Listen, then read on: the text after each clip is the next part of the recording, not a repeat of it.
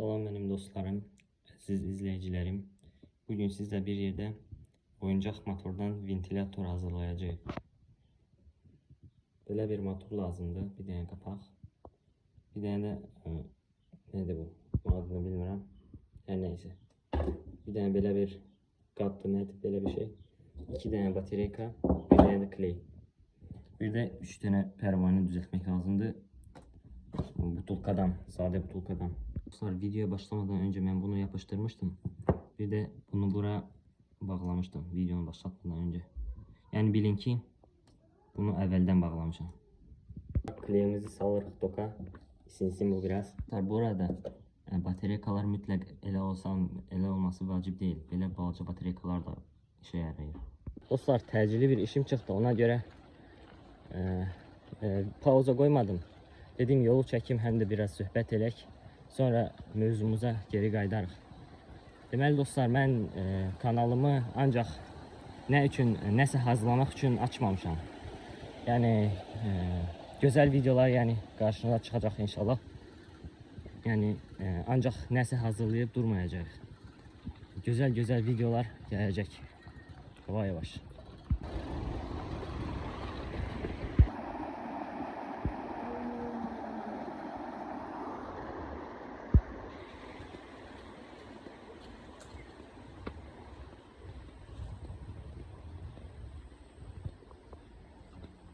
Dostlar, pauza koyuram.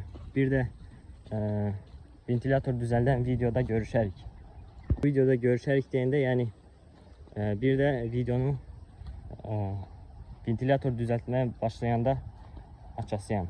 Yani orada başlayacak video. Bəli dostlar, əsas mövzumuza qayıtdıq. Dostlar, indi bura biraz kleyləyirik motoru yapıştırmak için. Dostlar, motoru yapıştırdık ama biraz necə deyim, eğri oldu.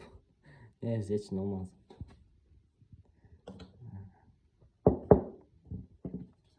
Bunu hara yapıştırın, bunu da buraya yapıştıran da Allah. Baxaq görək motor işləyir mi, bir yoxlayaq. Oo, işləyir. İndi isə bu pervaneleri yapıştırırıq ilk önce. Dostlar, bu klüçatordur nədir? Bunu buraya yapıştırırıq, sonra bataryaları da bu formada yapıştırıp nedir bunların adı? Neyse, her neyse onları yapıştırıp bunu klüçat eləyəndə bu işləyəcək. Dostlar, düzünü desək 2 tane batarya uğraştırmaq istəyirdim, prosta alınmayacaq. 2 tanesini yapıştıranda bu birbirine değməlidir, prosta sıx deməlidir. Prosta aralarında boşluq qaldığı üçün bir tane bataryadan düzəltmək məsləhətinə gəldik. Dostlar, indi isə bunu buraya yapıştırırıq. Plusa, bunu da minus tərəfinə yapıştırırıq. Dostlar, artık makinemizi sonlaştırdık. Artık denemeye vakti. Başlayaq görək. Var mı bunda güc? Bura. Ooo. Çalışır ha. Süper özde. Bakın görün indi. İspiçka ile net tutacağım burada. Bakın görün onu söndürebilecek mi? Dostlar, ben bunun bir dəfə 4 tane pervanelisini, bir de bu bataryalardan böyük olur bax. Onun 4 tanesini quraşdırmışdım. Elə neyirdi? Elə üfürürdü ki, oy dədə. Kondisioner kimiydi. Bunu nəyə görə düzəldirəm soruşsaz?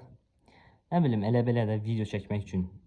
Bir də pis də neynəmirdi adamı. Şu küləyi var.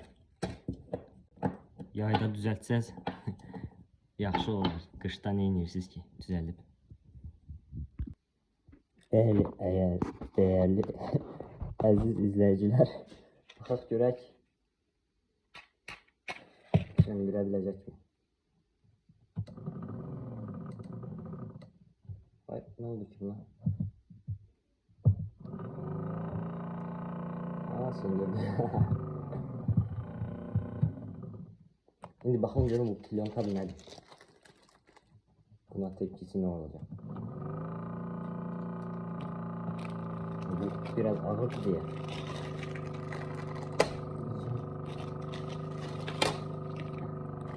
Bunun qabağına koyuram.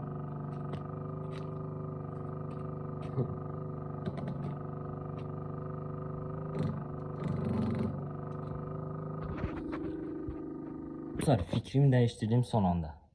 Şimdi 2 tane batarya kandı uğraştırırım. Bakak görək bunun effekti ne olacak. Yüzüm buradan kulçat edeyim. Oy oy oy oy oy. Bu nedir? Bu nedir Allah? Gözlüğüm bir tane de zarı kalkı yandırırım. Bakın görün. Bunun effekti yaman ne oldu ki bu defa? Gözlüğüm.